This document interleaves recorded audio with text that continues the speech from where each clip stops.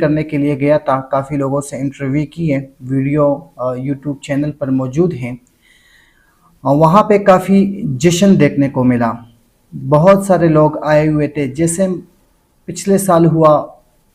لیکن لوگوں کے چہروں پر مسکراہٹ نہیں تھی، صرف دکھلاوا تھا کہ جشن منا رہے ہیں کیونکہ پاکستانی تھے، جشن منانا ان کا حق ہے اور جشن وہ منا رہے تھے۔ اسلام آباد ہائی وے پہ اور راولپنڈی مری روڈ پہ کافی حد تک رش رہی اور بہت سارے نوجوان، بچے، بوڑھے، عورتیں باہر بڑی تعداد میں نکلے تھے لوگ، اور انہوں نے جوش و جذبے کے ساتھ 14 اگست منایا۔ لیکن جب انٹرویو کرنے کا وقت آیا، لوگوں سے انٹرویو کیا، تو کافی لوگوں نے عمران خان کو مس کیا، اور ایک عورت سے انٹرویو کرنے لگا، اس نے میرے